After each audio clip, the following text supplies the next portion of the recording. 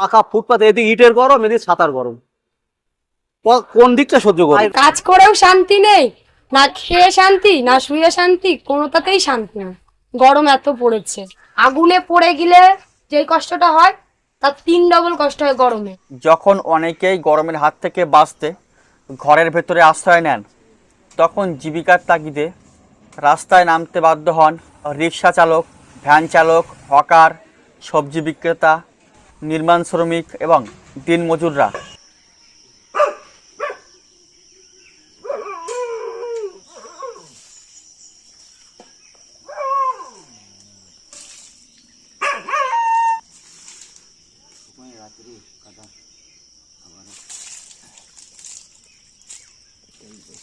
আমি 5টা 5:30টার মধ্যে বাড়ি থেকে বেরোচ্ছি।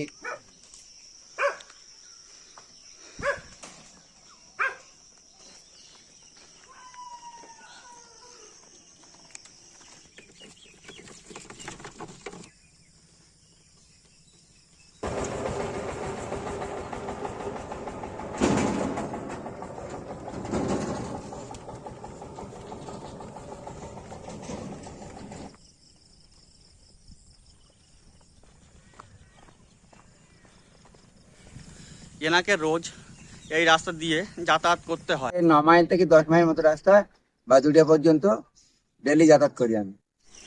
এই প্রচণ্ড গরমে যখন সবাই নিরাপদ আশ্রয় খোঁজে, তখন কিন্তু ইনি প্রতিদিনের মতন কাজের উদ্দেশ্যে বেরিয়ে পড়েছেন। পরে আমি এখান থেকে বাদুড়িয়া অব্দি যাচ্ছি। বাদুড়িয়া গিয়ে আমার দেখেন সেই পজিশনে আমার লোকজন, লাইন গার্ড পাচ্ছি না, মানে গাড়িতে লোক না পেলেই লস হয়ে যাচ্ছে আমাদের।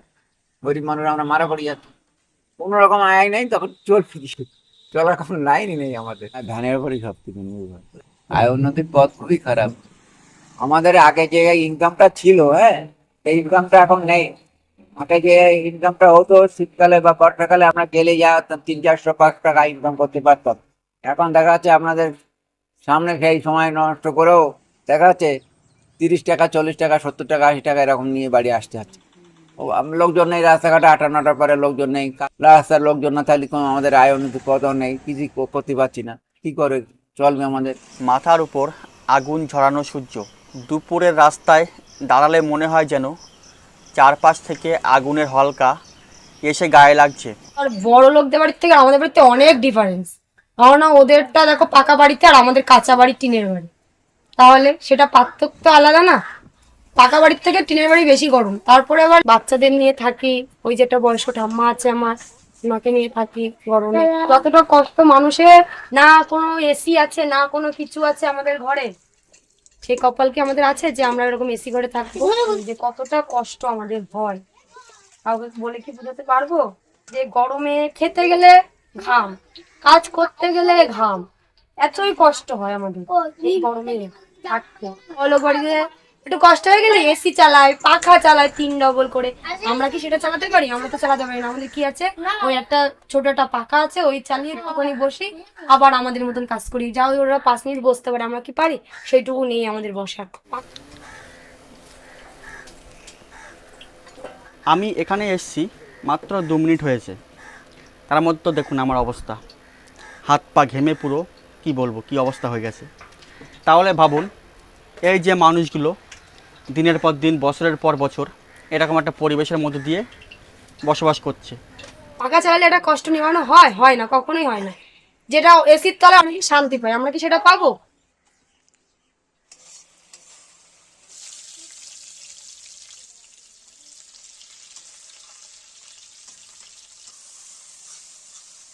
দেখতে তো পাচ্ছেন আমি যে রান্না করছি সামান্য ওই টিনের চালে, ঘামটা কেমন হয়ে যাচ্ছে।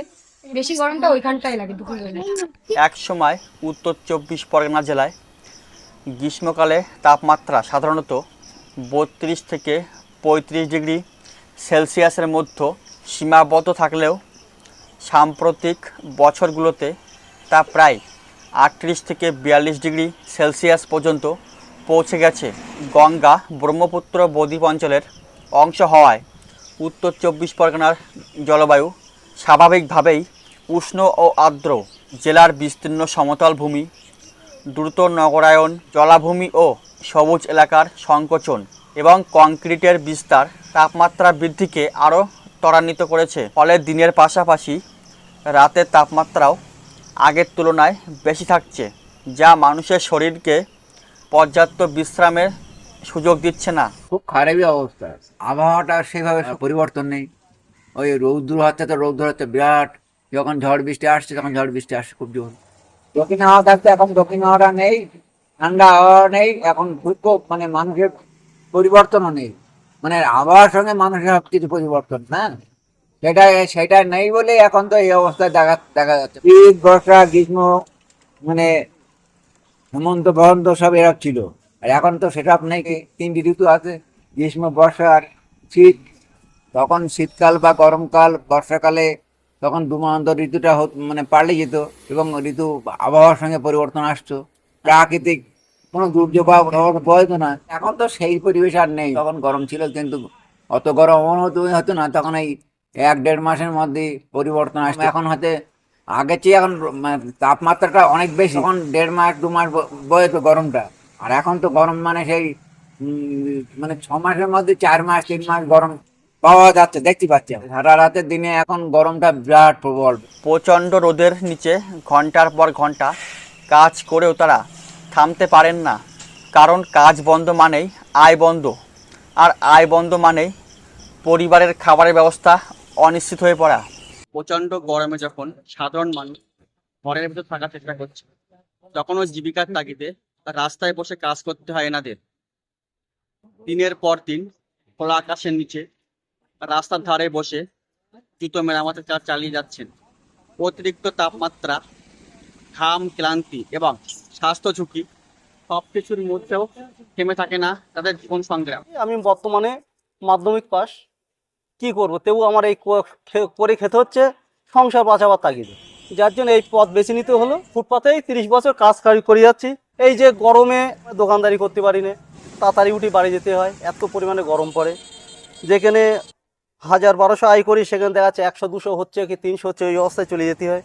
আগে গরম ছিল কিন্তু এত গরম না, কিন্তু তবু আমরা 1টা 1.5টা 2টো মতো কাজ করে গেছি। আর এখন যা ভ্যাকসা গরম, বৃষ্টিপাত নেই, যার ফলে গরমের তাগিদে আমাদের 1টা 1.5টা 2টো পর্যন্ত কাজ করতাম, সেখানে 10টা 11টা কোনদিন 12টার মধ্যেও বাড়ি চলে যেতে হয়। আয় রোজগার তো তেমন নেই, এবার এতেই তো আর্থিক ক্ষতি হবেই। এই অতিরিক্ত তাপ শুধু অস্বস্তির কারণ নয়, এটি একটি নীরব স্বাস্থ্য সংকট।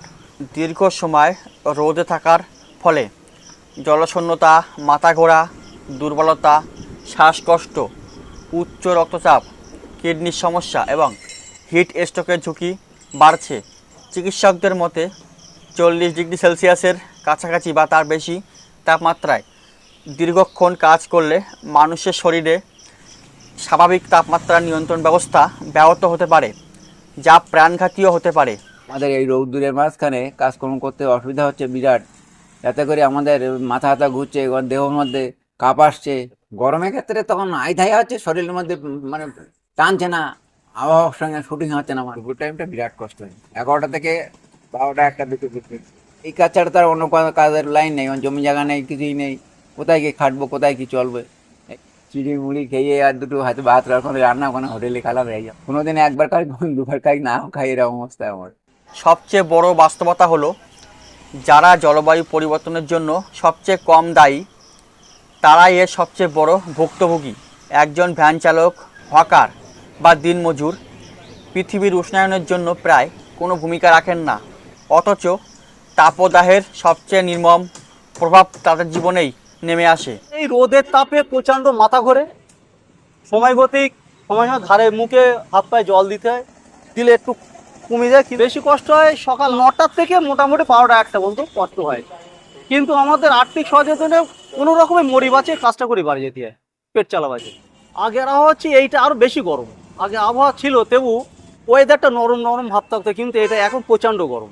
তাই সময়ের দাবি হলো উত্তর 24 পরগনার শহর ও গ্রামাঞ্চলে শ্রমজীবী মানুষের জন্য পর্যাপ্ত ছায়াযুক্ত বিশ্রামের স্থল, বিশুদ্ধ পানীয় জলের ব্যবস্থা, জরুরি স্বাস্থ্যসেবা এবং সামাজিক সুরক্ষা নিশ্চিত করা, পাশাপাশি বৃক্ষরোপণ, জলাভূমি সংরক্ষণ এবং পরিবেশ বান্ধব নগর পরিকল্পনার মাধ্যমে স্থানীয় পর্যায়ে তাপমাত্রা বৃদ্ধির প্রভাব কমানোর উদ্যোগ নিতে হবে।